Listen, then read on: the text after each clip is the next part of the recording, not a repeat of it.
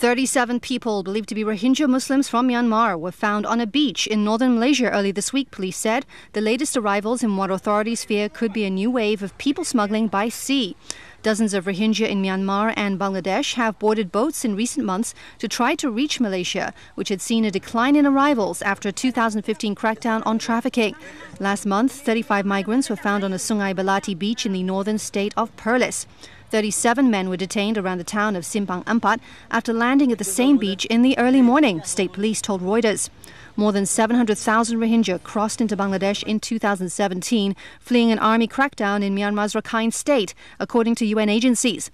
Myanmar regards Rohingya as illegal migrants from the Indian subcontinent and has confined tens of thousands to sprawling camps in Rakhine since violence swept the area in 2012. The world's third biggest democracy holds elections on April 17th, with the incumbent President Joko Widodo now enjoying a strong lead in most opinion polls over his challenger, retired General Prabowo Subianto. Indonesia will be holding simultaneous presidential and parliamentary elections on April 17th, and most opinion polls show Widodo holding a double-digit lead over his opponent and a coalition of political parties backing him on course to win more than half of the votes, giving them control of parliament. A recent survey by pollster Roy Morgan showed around 60% of young voters favouring the 57-year-old president, but analysts say wooing the country's largely apolitical youth is a challenge. Analysts say Prabowo is less popular among young voters, in part because of a strongman image stemming from his time as Special Forces Chief under authoritarian ruler Suharto. Both presidential candidates have pledged to boost the economy and cut taxes. Mexican actor Pablo Lyle, who stars in the Mi Adorable Maldición telenovela, has appeared in a Miami court where a judge ordered him to remain under house arrest as he awaits trial in a deadly road rage incident. The 32-year-old actor was charged with third-degree battery for punching a man who later died in hospital. According to the Miami Herald, 63-year-old Cuban-born Juan Ricardo Hernandez banged on the window of the car Lyle was traveling in after Lyle's car reportedly cut him off on the Dolphin Expressway in Florida. Two witnesses said Lyle punched him in the face and fled, according to the Herald that reported that a relative of Hernandez said the man suffered a brain injury and died several days later at a local hospital. Lyle posted a $50,000 bond and was ordered to wear an ankle monitor. Chinese President Xi Jinping has stressed efforts to carry forward the Chinese nation's tradition of loving, planting and protecting trees and to involve the whole society in promoting afforestation. Wide participation by everyone in China should be encouraged in pushing for large-scale afforestation of the country to achieve more tangible results, said Xi, also General Secretary of the Communist Party of China Central Committee and Chairman of the Central Military Commission. He made the remarks while attending a tree planting activity in East Beijing's Tongzhou district and planting saplings of different types of trees.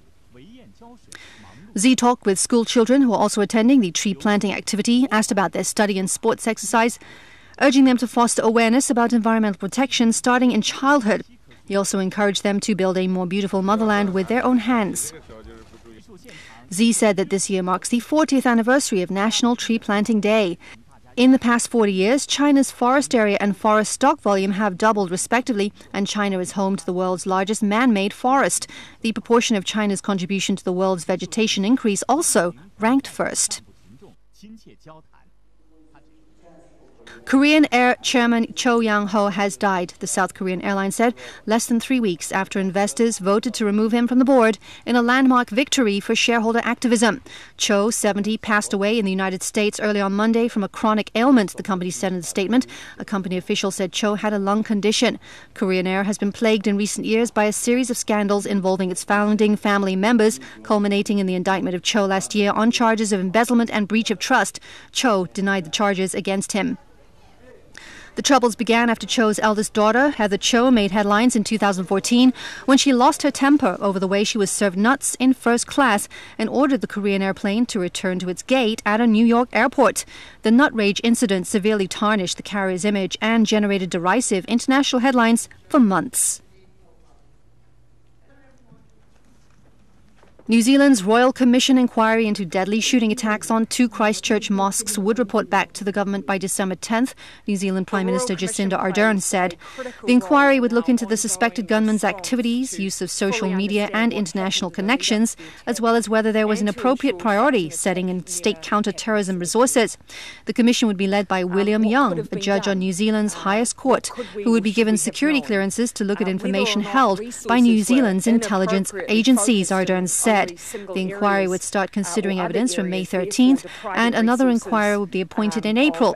A suspected white supremacist has been charged with 50 counts of murder over the Christchurch shootings on March 15th and will next appear in court in June. We have to make sure that the inquiry doesn't double up on what is obviously a live investigation. Australian police arrested 38 animal rights activists after they blocked peak hour traffic in Melbourne in protests to mark the first anniversary of a film, Dominion, about factory farming. The protests were part of a wave of action in 3 states where activists targeted abattoirs in the middle of the night to protest cruelty to animals.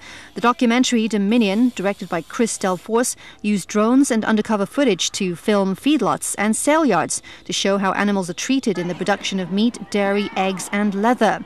Protesters blocked a major Melbourne intersection for 2 hours, stopping trams, bringing thousands of commuters into the city. Further down the road, activists blocked the entrance to Melbourne's aquarium. Police said they had not been told in advance about the protests. Prime Minister Scott Morrison, in campaign mode ahead of an election in May where farmers' votes will be key, called the vegan protesters' plans to storm farms and abattoirs shameful and that the government would tighten laws to curb such action. American teenager Caroline Marks has become the first woman to earn the same prize money as the men's champion at a World Surf League event after she won her maiden title at the season opener on Australia's Gold Coast. The 17-year-old pocketed $100,000 after she scored 13.83 to beat 3-time world champion Carissa Moore, who could only muster 11.67 points in her best 2-wave total in tricky conditions at Duranba Beach in Queensland. Surfing has been included for the first time at next year's Olympic Games in Tokyo, and the WSL said last September they would introduce equal prize money this year and also ramp up their marketing of the women's events and athletes. Marks also beat 7-time world champion Stephanie Gilmore in the quarterfinals. In the men's event, Brazil's Italo Ferreira produced a brilliant late ride to score 7.07 points on his 10th wave and end with a combined score of 12.57. He finished ahead of American Kolohe Andino, who tallied 12.43 points. The next stop on the tour is at Bells Beach, near Melbourne. I can't believe it. All the phones at a Japanese suicide hotline started ringing at 8 p.m. on a Friday night, exactly when services began, filling the narrow room on a Tokyo backstreet with voices. Though Japanese are famous for their reserve, experts and volunteers say giving people opportunities to express their innermost feelings has been key to reducing suicides by nearly 40% from their 2003 peak, although Japan still remains the worst in the group of 7. Operating every day of the year from 8 p.m. to 5:30 the next morning on most days, the phones at Befrienders Worldwide Tokyo are almost never silent, staffed by about 40 volunteers working 4 at a time in 3-hour shifts. Suicide has a long history in Japan as a way to avoid shame or dishonor, and getting psychological help was stigmatized. But when suicides hit a peak in 2003, it alarmed policymakers and drew foreign attention, often a catalyst for change in Japan. Teiko Watanabe awoke one cold March night and found a trail of blood in the hallway, a bloody cleaver on her son Yuki's bed, and no trace of him in the house. Then police discovered a suicide note in his bedroom. Yuki, who was 29 when he died in 2008, was one of many who committed suicide that year in Akita Prefecture, 450 kilometers north of Tokyo. For nearly 2 decades, Akita had the highest suicide rate in all of Japan. Watanabe, who contemplated suicide herself after Yuki's death, now leads a suicide survivors group, part of national efforts that have brought Japanese suicides down by nearly 40% in 15 years, exceeding the government target. Akitas are at their lowest in 40 years. But things have changed. Suicides have multiple causes, but experts say Akita has so many because of its remoteness, lack of jobs, long winters, a large number of isolated and lonely elderly, and accumulating debt. In 1999, Akita's governor became the first in Japan to budget for suicide prevention. Amid positive media coverage, citizen and volunteer suicide prevention groups sprung up. Akita, with a population of just 981,000, now has one of the largest citizen help networks in Japan. Akita also has an ever-growing network of gatekeepers, people trained to identify those contemplating suicide and, if needed, put them in touch with help. Anybody can undergo several hours of training from Akita public health personnel and take part. Akita also has volunteer listeners, people like 79-year-old Ume Ito, who talks to at-risk people, many of whom are elderly, for hours at a time. One of her clients is Sumiko, 73, bedridden after a fall. She spends her days alone until her son's family returns at night. Akita's suicide rate has fallen from a high of 44.6 per 100,000 in 2003 to 20.7 in 2018, a drastic improvement, but still the sixth highest nationally. Japan's suicides have fallen from the 2003 peak to 20,598, while the rate dropped from 27 per 100,000 to 16.3, which is still the highest rate in the group of 7 G7. The government aims to hit 13 per 100,000 by 2027. By contrast, the suicide rate in the US, with more than twice Japan's population, was 14 per 100,000 in 2017.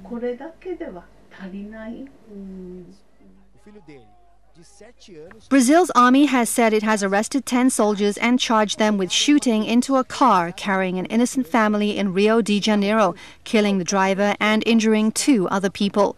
The incident has highlighted the risks of a growing militarization of public security in Brazil, where violence spurred by warring gangs led to a record 64,000 murders in 2017. Over the last few years, Brazil has come to rely more heavily on the military to take over law and order from poorly trained, financially stretched state police forces. According to TV Globo, the soldiers fired dozens of rounds into the car after confusing the vehicle with one used by alleged gang members who had shot at them. 10 of the 12 soldiers involved in the incident were arrested and charged with non-compliance with rules of engagement, and their case will be heard by military justice.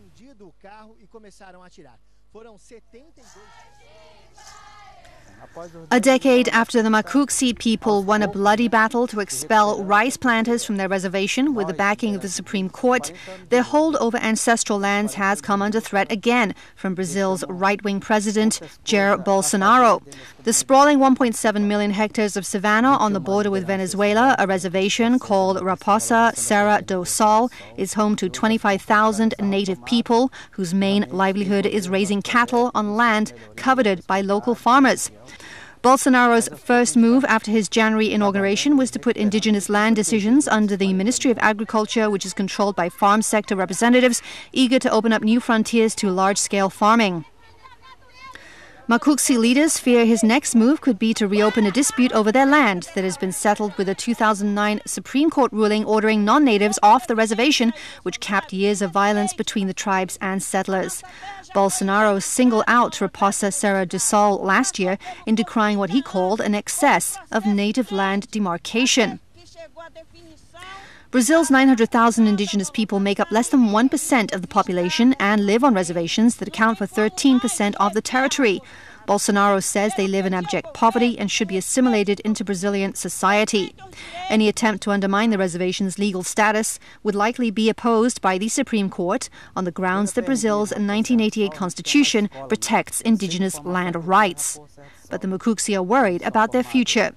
They fear the return of illegal gold miners and other poachers on their lands, emboldened by Bolsonaro's rhetoric and his moves to weaken environmental and indigenous rights protections since taking office in January. Anthropologists warn that taking the land from the indigenous people would destroy the traditions and languages of the Makuksi and 4 other related tribes on the reservation. Younger tribe members said they would fight for the land, among them Tiago Nunes Pereira, 24, who showed scars on his leg from a gunshot wound he suffered in a clash with farmers when he was just 12 years old.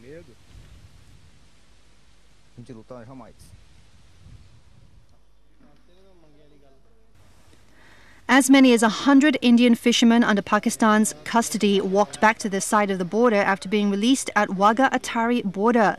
They are the first set of 360 prisoners to be released by Pakistan as a goodwill gesture after the tensions between the nuclear-armed neighbours escalated and de-escalated following an attack on Indian paramilitary convoy. The car bombing by Pakistan-based militants in Indian-controlled Kashmir killed at least 40 Indian paramilitary police on February 14th, but the risk of conflict rose dramatically on February 27th when India launched an airstrike on what it said was a militant training base. The following day, Pakistan shot down an Indian fighter jet and captured its pilot, who was later released. The fishermen were arrested on the charges of trespassing into Pakistan's waters. Due to the rocky relations between the two sides, prisoners who have contemplated their jail terms often languish in each other's jails for months, if not years afterwards. According to the lists exchanged by both sides in January, there are 347 Pakistani prisoners in Indian jails, 249 of whom are what the spokesman described as civilians, and 98 fishermen. There are 537 Indian prisoners in Pakistani jails, 483 of whom are fishermen.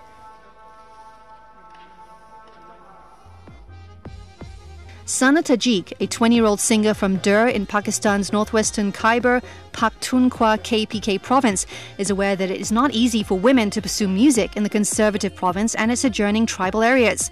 The budding Pashto singer grew up in Lower Dur, a Taliban stronghold during 2008-2009, where the performing arts were widely considered to be un-Islamic.